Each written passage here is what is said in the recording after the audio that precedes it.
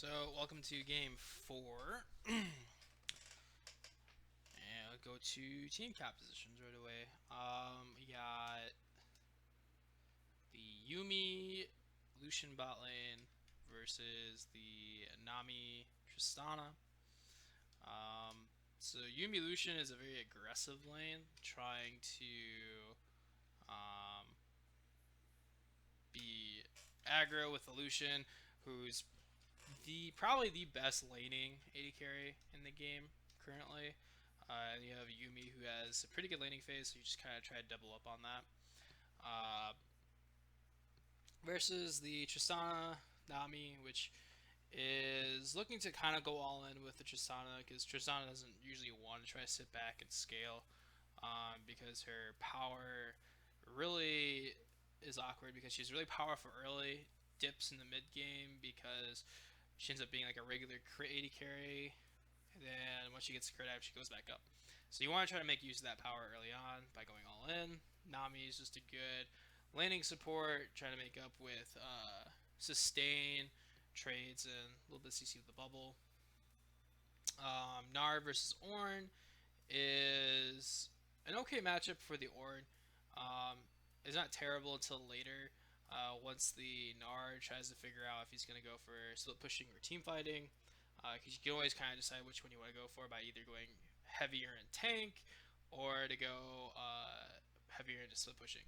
Um, if you go into the split pushing, it's very unlikely that he's going to be answered by anyone on the other team, so that might be an avenue that they are looking for to do. But we'll see. The uh, Ornn is just looking to try to survive the lane. It's not too bad because Nar's early laning phase isn't terribly oppressive. It's you are ranged half the time, so it is a little hard, but it's not awful. Um, so you'll be able to survive lane. You could actually get some decent trades early on, do some okay damage. Hecarim versus Jarvan. Hecarim's back in the series, it looks like.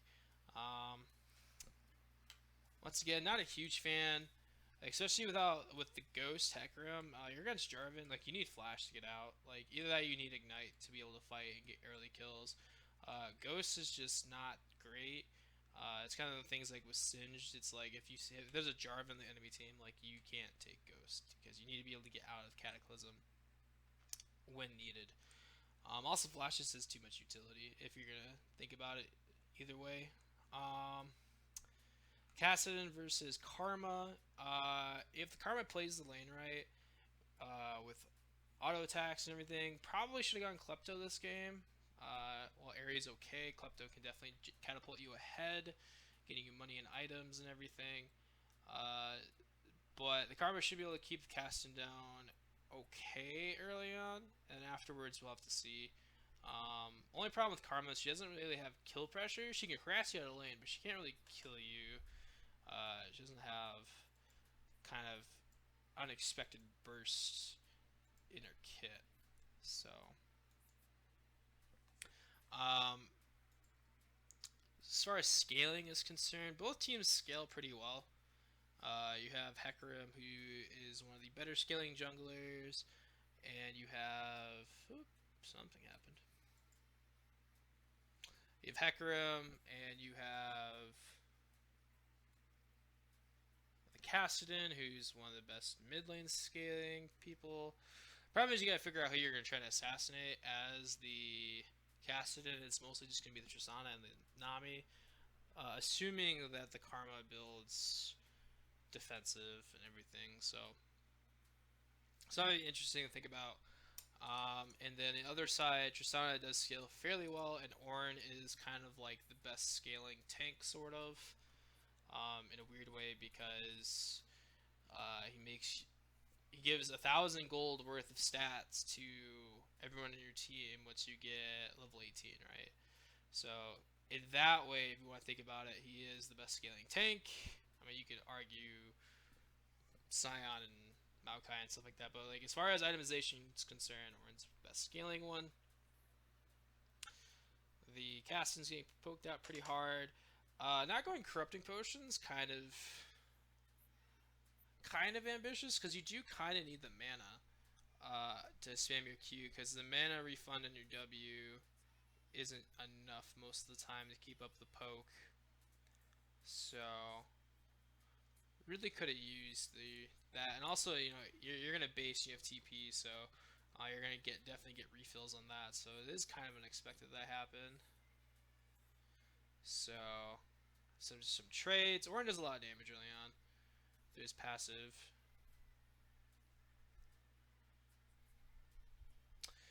For clears, the Hecarim is on the bot side, trying to do the most XP clear. Level 2 gank from it has to be level 3. Level 3 gank from the Jarvan. Went from buff to wolves to buff. Forcing the flash out from the Gnar. No wards, so that kind of shows why. Quick gank that really didn't do much.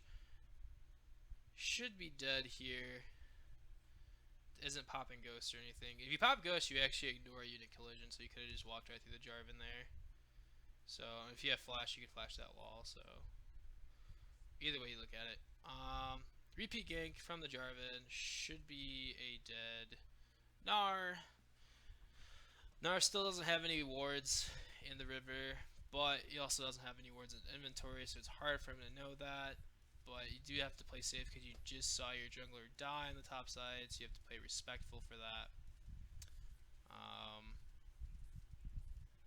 Casting down CS, which is expected in pretty much any matchup that's ranged.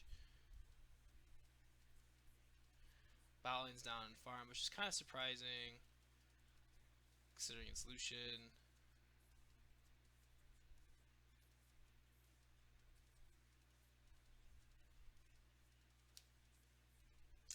So, big donation coming to the stream. It's great for the community and everything. So, what needs to happen is for blue team is they probably should send their hacker. I'm trying to send them bot lane. Try to get this Lucian, Yuumi rolling a little bit more. Just because it's supposed to be one of your stronger sides in the map, and you're behind on CS, which isn't good. So it's very awkward. Definitely want to try to get that rolling, and then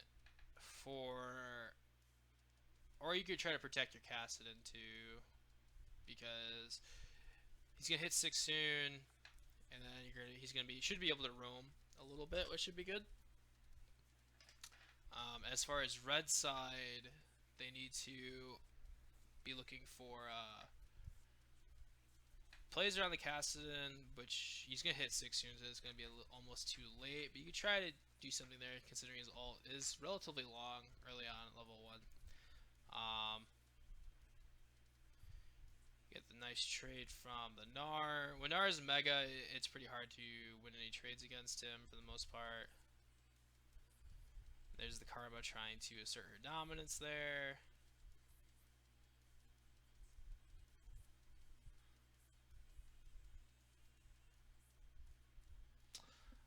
So Akram's still farming. Maybe looking for a gank on bot lane, which is really what you want. TP mid from the Kassadin and catch up that wave. So the Hecarim shouldn't go for this because the Karma can roam down. And you see the Karma roaming back mid, so this plays fine. The only problem is that for a gank like this, since you don't know if River's warded, what ends up happening is you end up being kind of in a weird spot where you might get face checked here. Well, he's level 5 against level 4.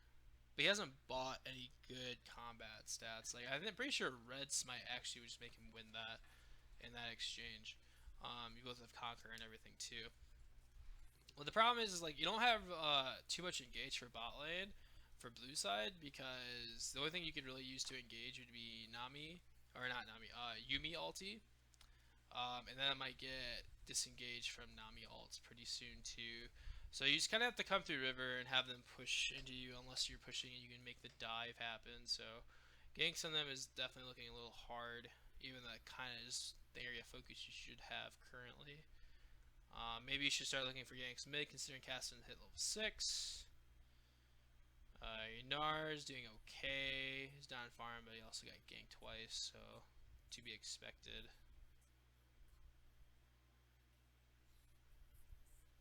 Nars a pick is kind of interesting because you're kind of relying on having an ultimate that you can't use half the time, so it's relatively unreliable. You don't see it in pro play too much. I've seen it once or twice in EU, a little bit, maybe here and there in LCK, but with this Infernal Drake, I'm surprised not a lot of wordsmithing going on there and having people try to push people out and gank for. They can rotate to that, but there's some pings on it, so that might show that they're wanting to do that. Even though Nar's down in CS, he's up in XP. Flashes the stun, which is really good. The Nar flashes the Ornn ulti. I don't even know if he needed to flash the Ornn ulti. He was pretty healthy in Mega Nar still. So both flashes down for top lane, trying to make plays. Really good fighting sense up there. See, you can make the argument that maybe you don't want to do that because you want to make a TP ult play down bot lane. The Ornn has TP, the Nard does not, so it's one of the arguments you can make. Caston is still just farming in mid lane, up in CS, which isn't good for red team because they need to try to keep Caston done, which they haven't done. Caston's got the most CS in the game besides Tristana. Try to go in the catch on the Nami, which isn't good because the Lucian gets caught by the Nami bubble. That's kind of the all-in potential that you have as the Tristana. So they were trying to get the catch on the Nami, but they just couldn't finish it off in time. And as the Lucian, the reason why I like Lucian Nami or Yumi is a thing is because you're trying to use your dash to dodge everything so that the Yumi can get her poke off and healing off, and you could basically try to do like the 1v5 kind of thing as the Lucian. No flash, has ultimate. It could have ulted out. That's kind of interesting. Definitely need ult out there. But yeah, as the Lucian Yumi, basically in that lane, you just need to try to avoid all the CC with your E and make trades that way. You get hit by the bubble and then by the wave, so there's nothing you could do there. Yumi couldn't help either, sadly. And the Jarvan was jumping down at the same time, so it was just one of those situations. It was bad timing and just needed to dodge certain things.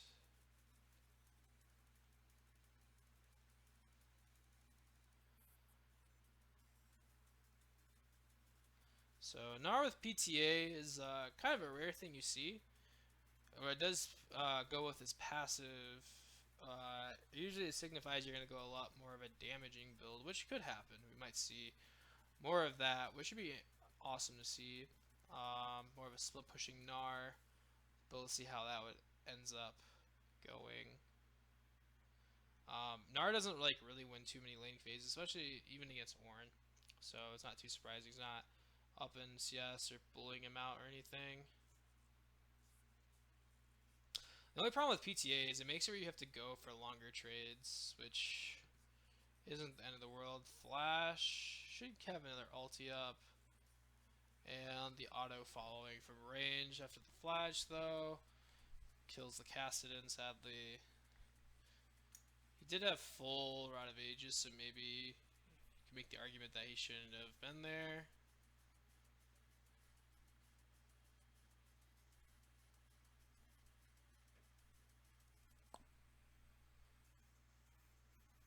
So his bot lane is just trying to hold on, see what they can do. It's kind of bad when you fall behind as a Lucian, but that's just how this game's playing out right now. Hecarim not being able to pull off the gank, so he needs to onto the bot lane. Hecarim also taking the ghost is also kind of hurting him. He's also got Warrior, which, as I've said before, Warrior is not good if you are behind. Dodge is the second part of the Ornn ulti. It's great. Good play there. But yeah, Warrior is not good on Hecarim if you're behind. Even if you're even, it's still kind of questionable. Especially in this kind of damage profile on your team. Like you have Gnar who's gonna go Black Cleaver, and then depending on if he wants to go team fighting or slow pushing, he can go full tank afterwards. And then like you have three other damage people where the Yumi's not gonna theoretically be taking any damage, so you can't really count her health bar at all. So it definitely feels kind of wrong going warrior here without being super far ahead. So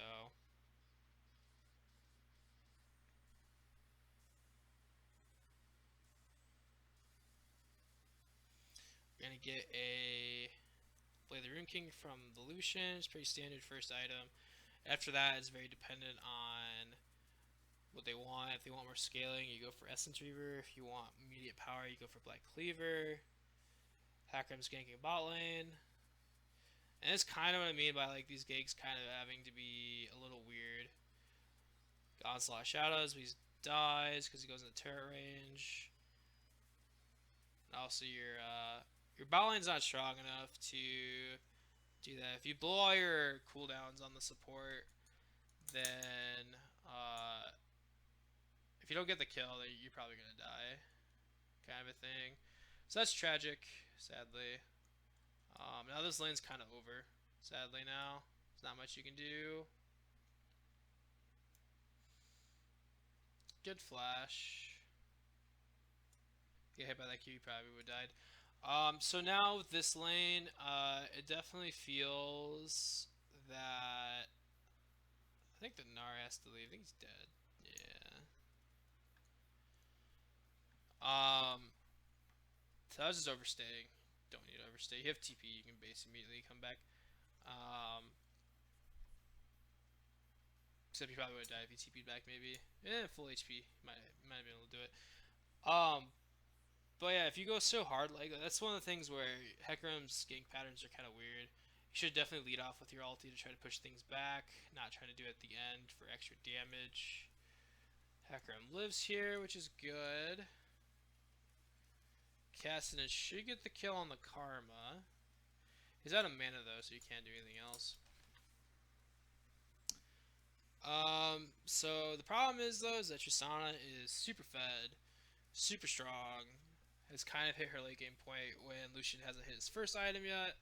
So this is where you're gonna have to have your Cassidy and try to blow her up, but Cassidy can't because he doesn't have the damage yet.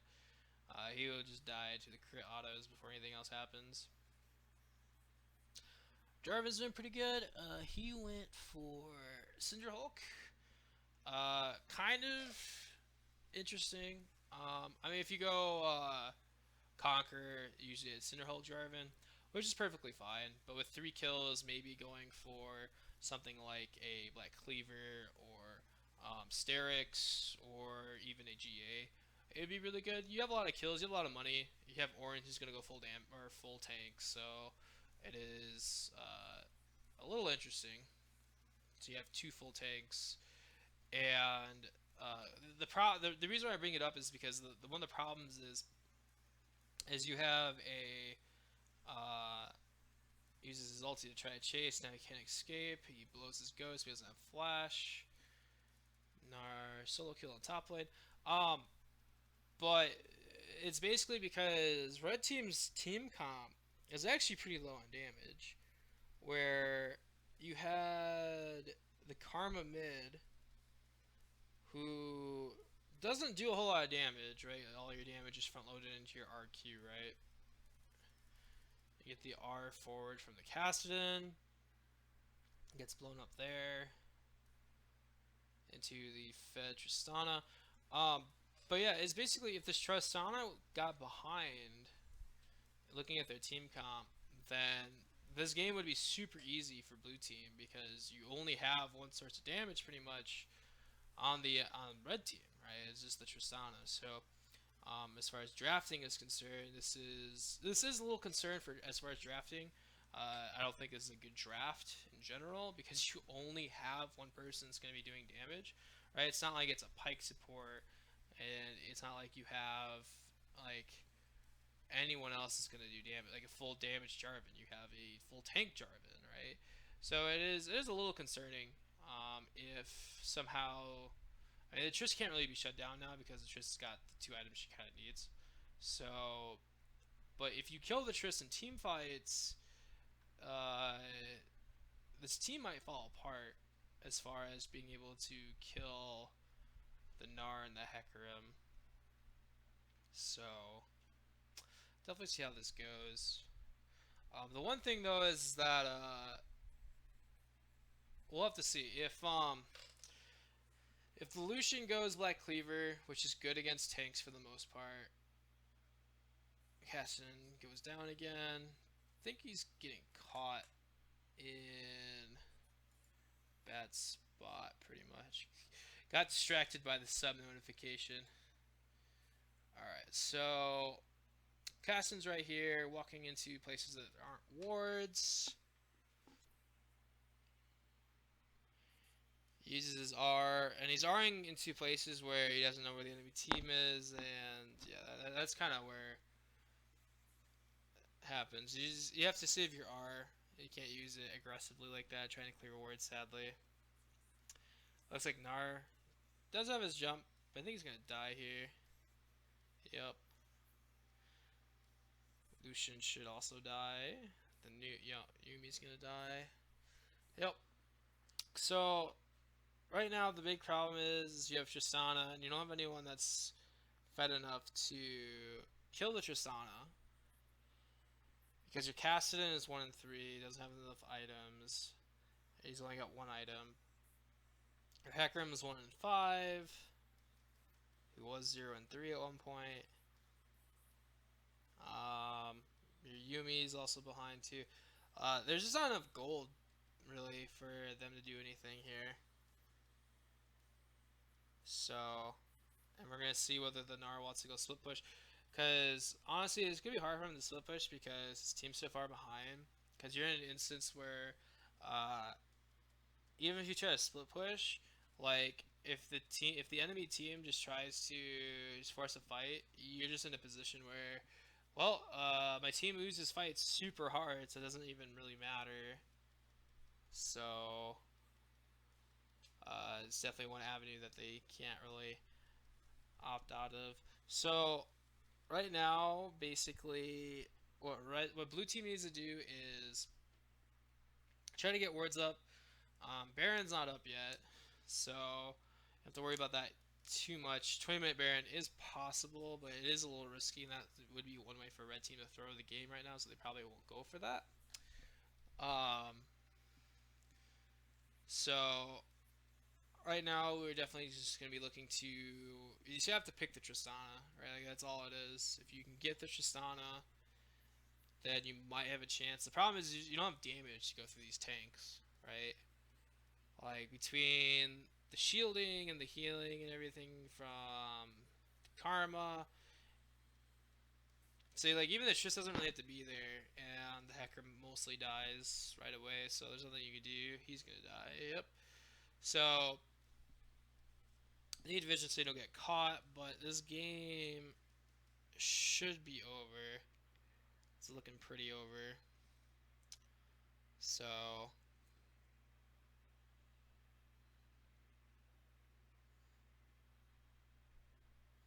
yeah, they just don't have the items to be able to do anything, sadly.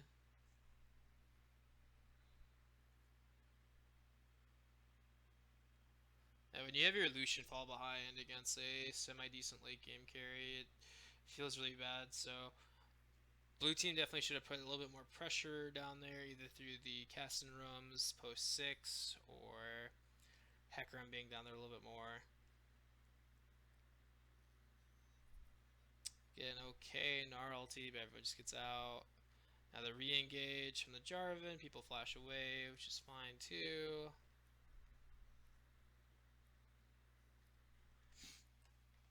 There's not a whole lot to talk about with this game. It's just once the Triss got going, it was really hard for the team to be able to do anything. Because right now, it's basically the person that would try to kill the Tristana would be the Kassadin, but the Kassadin doesn't have any money, so he can't do anything. And you have to try to fight through a Nami heal and a Karma shield. Like, totally ignoring the tanks, which is fine, but the back line is just a whole bunch of healing and damage that Cassidy can't burst through. Like, if Cassidy was on 2.5 items here, right, he had his tier fully completed, and then, like, he had like a Sheen or something like that, then you might have a chance. You might be able to do the damage necessary, maybe.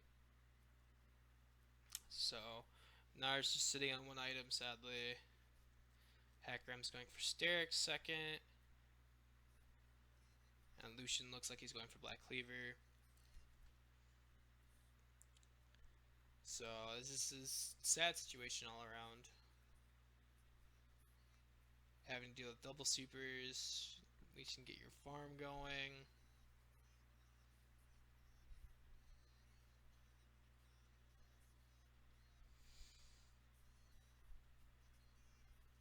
Just walking through bot lane because there's a wave. They don't have to like really auto anyone. They just have to walk in the waves with the Baron buff because blue team doesn't really have any good wave clear. So team fight happens. Everyone's exploding. Jarvan dies, pretty sure because he's taking tower. And yeah, that's it. So that means Bonobos are the winners.